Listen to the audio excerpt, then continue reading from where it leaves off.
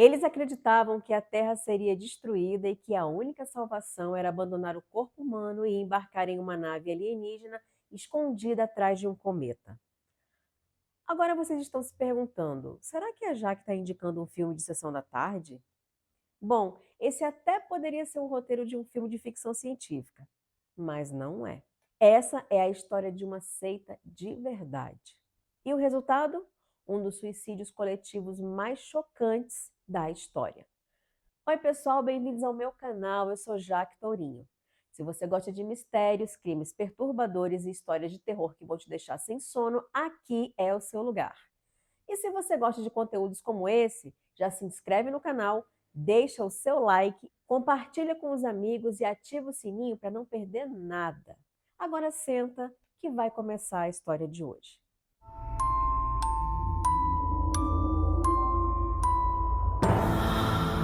Bom, para começar, vamos falar dos dois protagonistas dessa história. Marshall Applewhite nasceu no Texas e era filho de um pastor presbiteriano. Ele cresceu em um lar muito religioso, estudou música, era talentoso e carismático. Tentou carreira como músico, mas acabou se tornando professor universitário e diretor de coral. Ele casou e teve 2 filhos, mas enfrentava um grande conflito interno: sua sexualidade reprimida e não aceita. Marshall foi demitido da escola em que trabalhava após suspeitas de envolvimento homossexual com um aluno e teve um colapso nervoso, sendo internado brevemente. Nesse mesmo período, sua mulher descobriu a traição e pediu o divórcio. Esse evento é considerado um ponto de virada na vida de Applewhite. Ele saiu do mundo acadêmico e entrou em uma fase de busca espiritual. Já Bonnie Nichols era uma enfermeira, casada com um empresário e mãe de 4 filhos que dizia ouvir vozes. Ela se interessava por astrologia, ocultismo e misticismo e dizia conversar com seres superiores, como uma entidade chamada Irmão Francis. Ela acreditava que ele a orientava em decisões importantes e que tinha um plano espiritual para ela, inclusive prevendo que ela encontraria uma pessoa com quem teria uma missão especial. Isso foi um ponto de desgaste muito grande no seu casamento. O seu marido achava as crenças excêntricas e delirantes, especificamente quando ela passou a afirmar que se comunicava com essa tal entidade. Mais tarde, o casal se separou e o marido ficou com a guarda dos filhos. Em 1972, Marshall e Bonnie se encontraram no Texas. Algumas fontes dizem que Marshall estava internado na clínica que a Bonnie trabalhava. Outras indicam que ele estava ali visitando um amigo. Fato é que os dois tiveram uma conexão forte e perturbadora.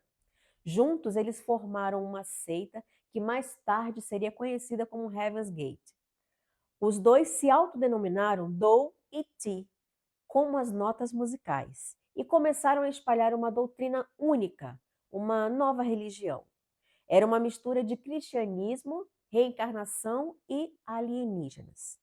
Os dois acreditavam que a Terra estava prestes a ser reciclada e que seus corpos eram apenas casulos temporários que precisavam ser abandonados. E não parou por aí, tá? Eles convenceram muita gente e tiveram muitos seguidores nessa nova crença. Durante mais de 2 décadas, Marshall e Bonnie evoluíram suas crenças e foram moldando uma nova religião. Seus seguidores deveriam renunciar a tudo: família, bens materiais, contato com pessoas fora do grupo e até seus próprios nomes. Absolutamente tudo. Eles passaram a viver em casas vazias que encontravam pelo caminho, acampamentos, casas alugadas, trailers. O grupo se dividia e alguns integrantes faziam trabalhos como design de sites e tecnologia para ajudar a pagar as contas. A alma de cada pessoa, segundo eles, seria levada por uma nave extraterrestre a um nível superior de existência. Mas, para que isso acontecesse, eles precisavam se libertar de tudo o que os tornava humanos: sexo, vínculos emocionais e até a própria identidade. Durante os anos, muitas pessoas fizeram parte da seita. No total, Heaven's Gate chegou a ter entre 200 e 300 pessoas em momentos diferentes e 100 pessoas ativas ao mesmo tempo, espalhadas pelos Estados Unidos. Parece pouco no mundo em que vivemos hoje, né? Mas pensa aí, são 100 pessoas seguindo uma doutrina de uma nova religião formada por dois desconhecidos e com regras extremamente rígidas, que incluíam celibato absoluto, renúncia de todos os seus bens materiais, abandono da família e até mudança de nome. E sim, o sexo era proibido.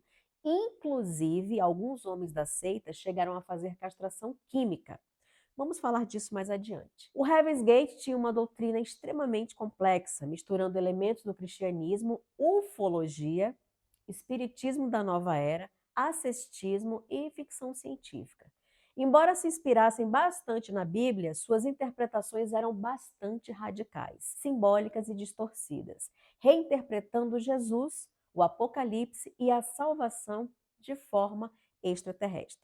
Para eles, existia um plano de existência superior, o Kingdom of Heaven, que não era espiritual, mas era literalmente um reino físico em outro plano do universo habitado por seres evoluídos tecnologicamente. Esses seres, que podiam ser vistos como anjos ou alienígenas, viviam livres de corpos humanos e emoções. Doe afirmava que Jesus era um ser do nível superior, que veio à Terra com uma missão e que foi rejeitado pela humanidade. A crucificação de Jesus teria sido uma falha na humanidade em reconhecer a mensagem extraterrestre da evolução espiritual. Ele acreditava ser a nova encarnação de Jesus, enviado para completar a missão que Jesus não conseguiu concluir. Doe seria o veículo final para a salvação e só por meio dele os seguidores poderiam evoluir. O grupo acreditava que a Terra seria reciclada, tipo destruída ou reformulada, e que apenas quem estivesse espiritualmente pronto seria levado para o nível superior, por uma nave espacial que os resgataria. This planet is about to be recycled, refurbished. Esse resgate era o equivalente ao arrebatamento bíblico, reinterpretado em termos alienígenas. E para alcançar o reino do céu, os seguidores precisavam renunciar à vida terrena, ao sexo, à individualidade, à família, à emoção e também ao prazer. O corpo era visto como um container biológico que deveria ser descartado para libertar a alma. A dupla Doe e Ti se completavam na missão de disseminar essa nova religião. Ela era a cabeça pensante, a que formulava teorias, elaborava os planos para atrair mais seguidores, montava os cartazes de divulgação da seita, entre outras coisas. Já ele era um excelente orador e comunicador, focava em atrair novos seguidores com seu carisma e era um cara muito bom de lábia. Era a dupla perfeita. Até que algo terrível aconteceu. A Bonnie faleceu de câncer. Mas como assim? Como ela poderia morrer se todos estavam esperando para serem levados para outro plano por seres alienígenas superiores? Por volta de 1983, Bonnie começou a sentir dores e inchaços no olho direito. Após uns exames, ela foi diagnosticada com um câncer no olho que se espalhou para o fígado. O quadro era avançado e grave. Porém, ela acreditava profundamente que era imortal, ou, pelo menos, seu corpo não morreria antes da ascensão para o nível evolutivo superior. Então, ela não poderia morrer antes de serem levados para fora da Terra pela suposta nave. Quando o câncer piorou, ela negou a gravidade da doença por muito tempo, alegando que estava passando apenas por um teste espiritual. Então, em 85, o seu estado de saúde se deteriorou rapidamente. Bonnie foi internada em um hospital em Dallas, no Texas, e acabou morrendo em 19 de junho de 1985, aos 57 anos, por complicações do câncer. Seu olho direito chegou a ser removido antes da morte, mas a doença já havia se espalhado. Claro que a morte de Bonnie foi um choque profundo para o grupo. Isso contradizia diretamente a crença central de que os membros seriam levados para o nível superior com seus corpos físicos intactos. Applewhite ficou devastado emocionalmente e precisou reformular a doutrina.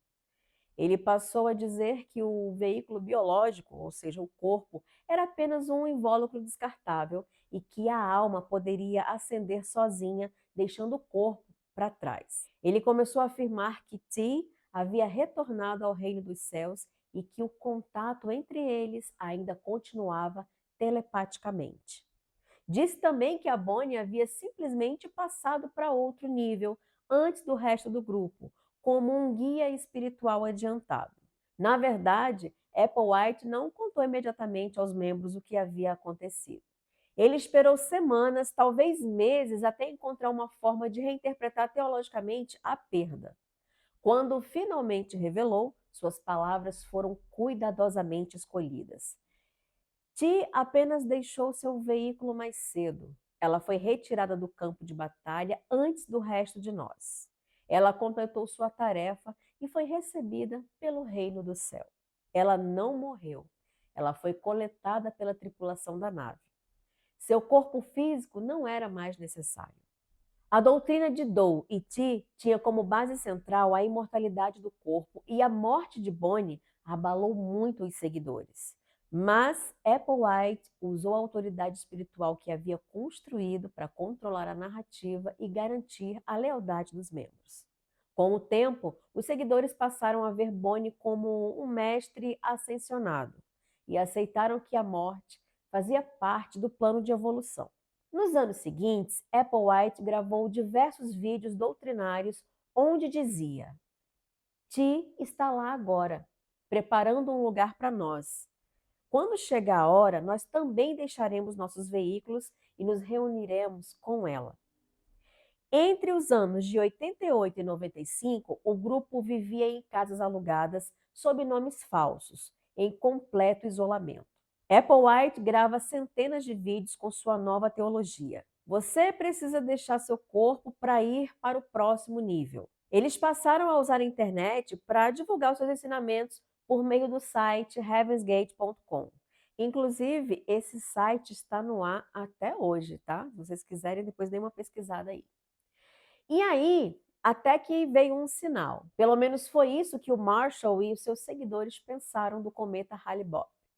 Em 1995, astrônomos anunciaram que um cometa passaria próximo à Terra.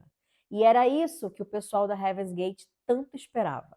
O cometa ficaria visível a olho nu por 18 meses. Rapidamente, o Applewhite interpretou o cometa como o sinal cósmico final, de que a janela de transição se abriu e começou a pregar que havia uma nave alienígena escondida atrás do Hale-Bopp, invisível aos olhos humanos, mas claramente compreendida pelos iluminados, que são eles no caso, né? Que eram eles no caso. If I would title this tape, it would be Last Chance to Evacuate Planet Earth Before It is Recycled.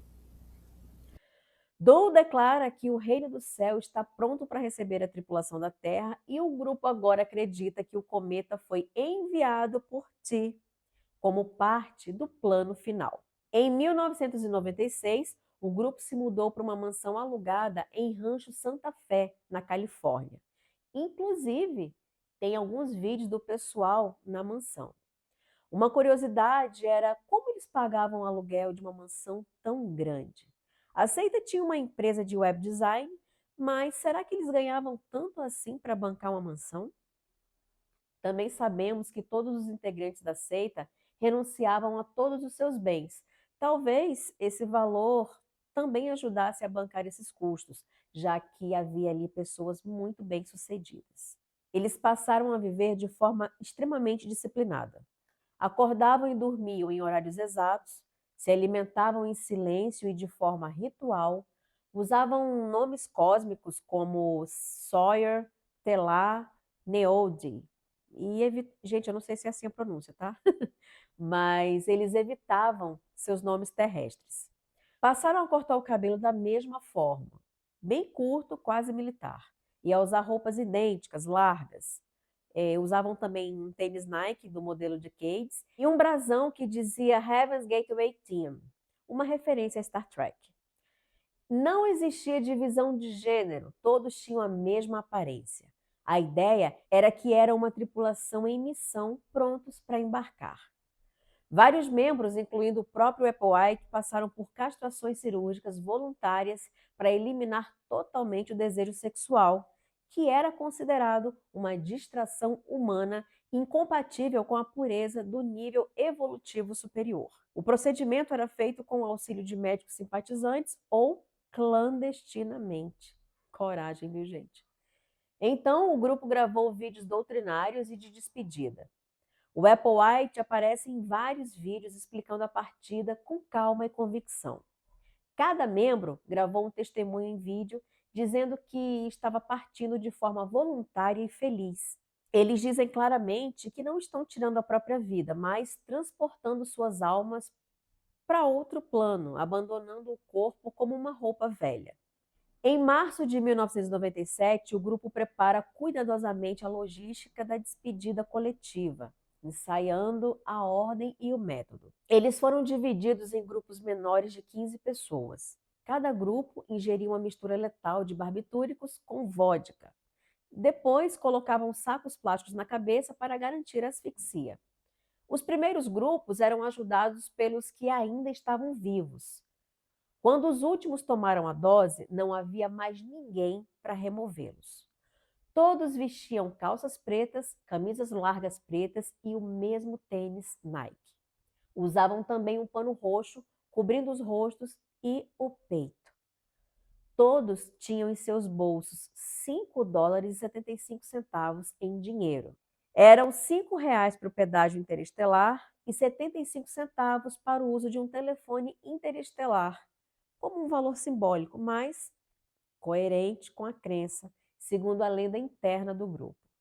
Em 26 de março de 1997, um ex-membro chamado Rio de Angelo, que havia recebido instruções de que o grupo partiria, entra na casa e encontra 39 corpos cuidadosamente organizados nas camas e no chão, cobertos por panos roxos.